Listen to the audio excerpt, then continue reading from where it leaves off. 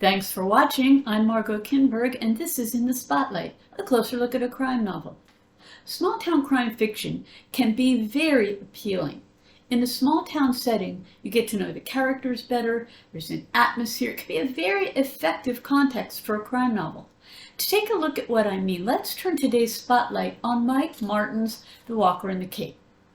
RCMP Sergeant Winston Windflower has been on assignment in Grand Bank, Newfoundland for a year. He's settling in and getting used to life in that detachment, generally a matter of the occasional speeding ticket and keeping teens from drinking. Then, the body of Elias Martin is discovered on the path Martin takes for his daily walk. At first, it's believed that he died of a heart attack,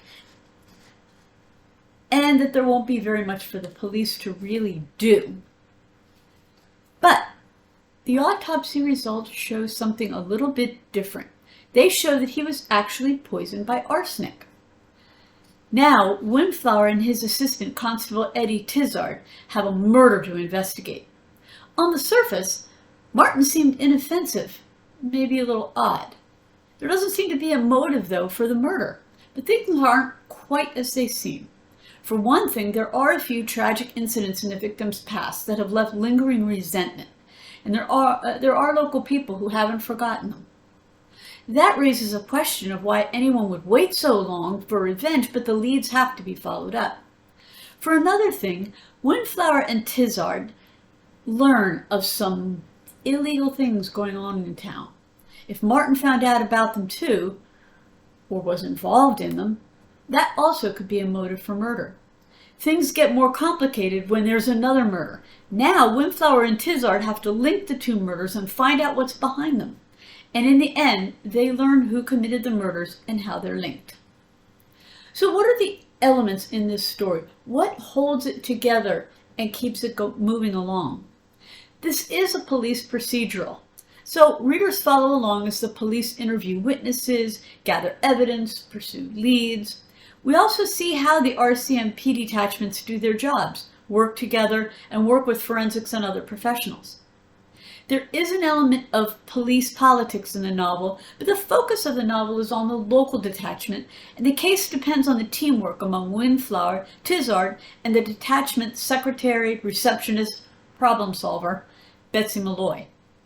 The story takes place, and here's the small town setting I was talking about before, in a small town in Newfoundland, and there's a strong element of setting and local culture, and of Canada.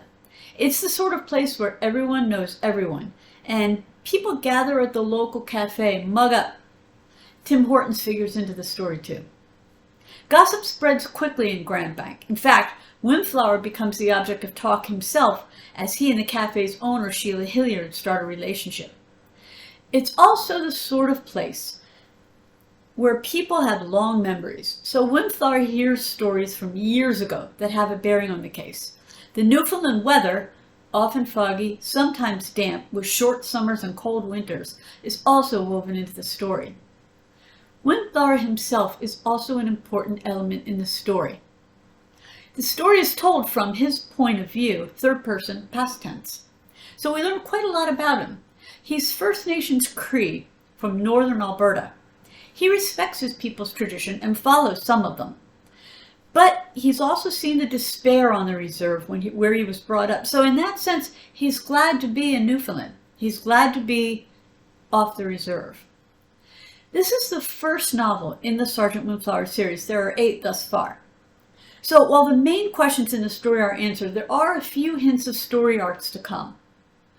The Walker in the Cape is a police procedural firmly rooted in Newfoundland.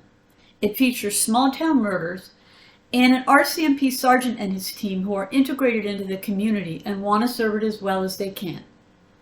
This has been In the Spotlight. I'm Margot Kinberg. Thanks for watching.